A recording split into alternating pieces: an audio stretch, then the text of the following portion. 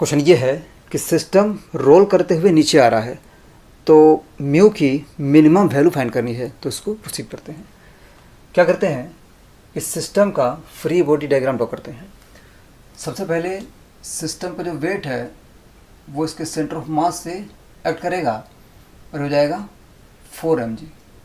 ठीक है, एक रॉड का मास स्मॉल m है, चारों का मास 4m हो जाएगा and the weight will be 4 mg। Again मान लेते हैं कि जो इंक्लाइन प्लेन है वो सिस्टम पर normal contact force n apply कर रहा है और फ्रिक्शन फोर्स F अप्लाई कर रहा है।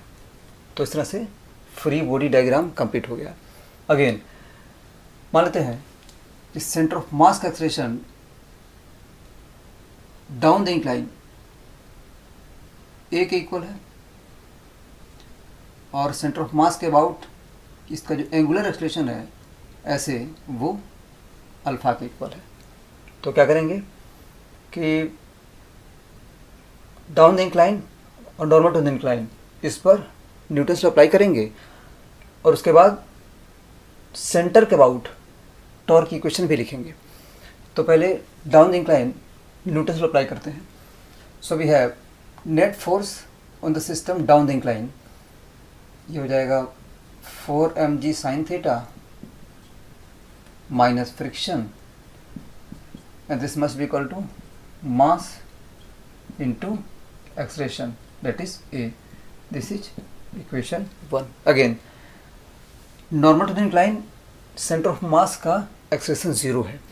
So we have n equal to 4 mg cos theta. ठीक है, this is equation number 2। Again system roll कर रहा है तो कंफर्म है कि इस पॉइंट का जो टेंजेंशियल एक्सेलरेशन है वो 0 होगा। So we have A equal to alpha R. A must be equal to alpha R because there is pure rolling. This is equation number 3। Next centre के अबाउट टॉर्क की equation लिखते हैं।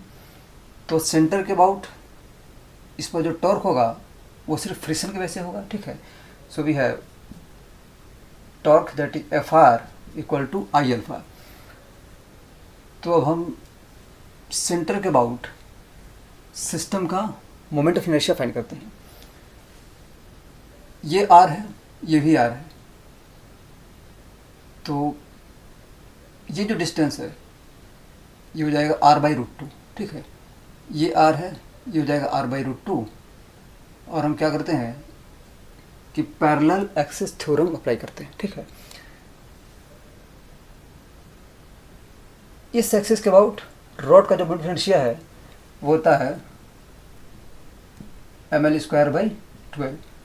तो इसके about हो जाएगा ml²/12 into m into this distance square m into r/√2 square, ये हो जाएगा mr²/2। So the total moment of inertia I is equal to 4 times this much. ठीक है, नेक्स्ट L की वैल्यू पुट करते हैं। तो ये R है, ये भी R है, ये L है। So we have L equal to √2R। ठीक है, तो I हो जाएगा m/3 into L square that is 2R²। ठीक है, फ्लक्स ये हो जाएगा 2 इंटू mr²। ठीक है, this is the total moment of inertia into alpha. ठीक है, this is equation 4। This is FR equal to ये हो जाएगा 8/3 mr² into alpha. Again friction की वैल्यू जो भी होगी कंफर्म है कि जो फ्रिक्शन है वो लेस देन इक्वल टू μ1 होगा। ठीक है, μ1 is the maximum value of friction. तो कंफर्म है कि फ्रिक्शन हमेशा μ1 से कम होगा या उसके इक्वल होगा। तो हम क्या करेंगे कि इन सभी इक्वेशन को यूज करके F और N की वैल्यू इसमें पुट करेंगे। ठीक है, तो N की वैल्यू तो हम जानते हैं। ठीक है, तो हमें सिर्फ एफ की वैल्यू फाइंड करनी है। तो क्या करते हैं कि यहाँ से अल्फा आर फाइंड कर लेते हैं। दिस इम्प्लाई दैट एक आर कैंसिल हो जाएगा, ये हो जाएगा F equal to 8/3 m into alpha R, and alpha R is equal to A. ठीक है, तो ए की वैल्यू यहाँ से इसमें पुट कर लेते हैं। ठीक है, so from this we have 4mg sin theta minus F equal to 4 into M A is equal to 3f/8, 3f/8। ठीक है, and this is equal to 3f/2। ठीक है, so this imply that 4mg sin theta is equal to, ये हो जाएगा 5f/2। ठीक है, तो n की वैल्यू यहाँ से और f की वैल्यू यहाँ से इसमें पुट करते हैं। ये हो जाएगा 8/5 mg sin theta less than equal to mu into n, that is 4 mg cos theta. ठीक है, mg कैंसिल।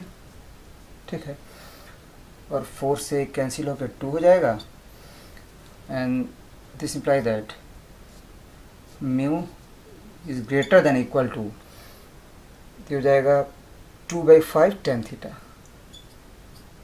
2/5 tan theta. ठीक है, बराबर जो थीटा है वो 45 डिग्री है। So this imply that mu must be greater than equal to 2/5। तो म्यू जो है वो 2/5 से बड़ा होगा या 2/5 होगा। So we have minimum value of mu equal to 2/5। ठीक है, so mu minimum is equal to 2/5, और क्वेश्चन में गिवन है कि म्यू मिनिमम जो है वो k/10 के इक्वल है। ठीक है, so this imply that k is equal to 4। ये आंसर हो गया। ठीक है, और इस तरह से सॉल्यूशन हो गया। Thank you.